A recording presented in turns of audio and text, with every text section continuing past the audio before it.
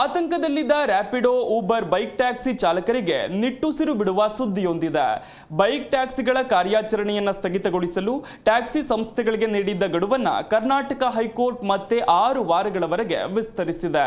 ಸಮಯ ವಿಸ್ತರಣೆ ಕೋರಿ ಟ್ಯಾಕ್ಸಿ ಸಂಸ್ಥೆಗಳು ಸಲ್ಲಿಸಿದ ಅರ್ಜಿಗಳನ್ನು ವಿಚಾರಣೆ ನಡೆಸಿದ ಕೋರ್ಟ್ ಜೂನ್ 15ರವರೆಗೂ ಕಾಲಾವಕಾಶ ನೀಡಿ ಆದೇಶ ಹೊರಡಿಸಿದೆ.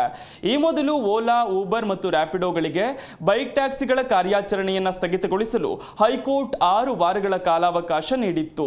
6 ವಾರಗಳ ನಂತರ ಎಲ್ಲ ಬೈಕ್ ಟ್ಯಾಕ್ಸಿ ಕಾರ್ಯಾಚರಣೆಗಳನ್ನು ನಿಲ್ಲಿಸಬೇಕು ಅಂತ ಖಚಿತಪಡಿಸಿಕೊಳ್ಳುವಂತೆ ರಾಜ್ಯ ಸರ್ಕಾರಕ್ಕೂ ಸೂಚನೆ ನೀಡಿತ್ತು.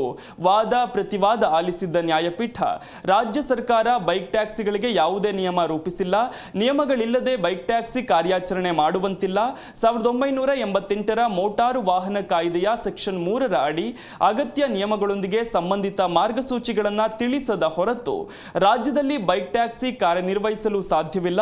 ಹೀಗಾಗಿ 6 ವಾರಗಳ ಒಳಗೆ ಎಲ್ಲ ಬೈಕ್ ಟ್ಯಾಕ್ಸಿ ಕಾರ್ಯಾಚರಣೆ ಸ್ಥಗಿತಗೊಳ್ಳುವಂತೆ ನೋಡಿಕೊಳ್ಳಬೇಕು ಅಂತ ನಿರ್ದೇಶನ ನೀಡಿತ್ತು.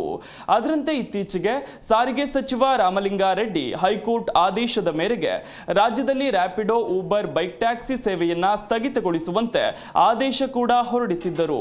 ಇದರ ಬೆನ್ನಲ್ಲೇ ರಾಜ್ಯ ಸರ್ಕಾರಕ್ಕೆ ನೀಡಲಾದ ಸಮಯವನ್ನು ವಿಸ್ತರಿಸುವಂತೆ ಕೋರಿ ಸಂಸ್ಥೆಗಳು ಅರ್ಜಿ ಸಲ್ಲಿಸಿದ್ದವು. ವಿಚಾರಣೆ ವೇಳೆ ಅರ್ಜಿದಾರರ ಪರ ವಕೀಲರು ಕರ್ನಾಟಕ ರಾಜ್ಯದಲ್ಲಿ ಸುಮಾರು 6 ಲಕ್ಷಕ್ಕೂ ಹೆಚ್ಚು ಮಂದಿ ಬೈಕ್ ಟ್ಯಾಕ್ಸಿಗಳ ಮೂಲಕ ಜೀವನ ರೂಪಿಸಿಕೊಂಡಿದ್ದಾರೆ. ಬೈಕ್ ಟ್ಯಾಕ್ಸಿಗಳ ಕಾರ್ಯಾಚರಣೆ ಸ್ಥಗಿತಗೊಳಿಸಿರೋದ್ರಿಂದ ಅವರ ಬದುಕು ಸಂಕಷ್ಟಕ್ಕೆ ಸಿಲುಕಿದೆ. ಅಲ್ಲದೆ ದೇಶದ ಹಲವು ರಾಜ್ಯ ಸರ್ಕಾರಗಳು ಬೈಕ್ ಟ್ಯಾಕ್ಸಿ ಕಾರ್ಯಾಚರಣೆಗೆ ನಿಯಮಗಳನ್ನು ರೂಪಿಸಿವೆ. ಆದರೆ ರಾಜ್ಯದಲ್ಲಿ ಈವರೆಗೆ ಯಾವುದೇ ನಿಯಮಗಳನ್ನು ರೂಪಿಸಿಲ್ಲ. ಹೀಗಾಗಿ ಹೈಕೋರ್ಟ್ ಈ ಹಿಂದೆ ನೀಡಿದ್ದ ಕಾಲಾವಕಾಶ ವಿಸ್ತರಣೆ ಮಾಡಬೇಕು ಅಂತ ಮನವಿ ಸಲ್ಲಿಸಲಾಗಿತ್ತು.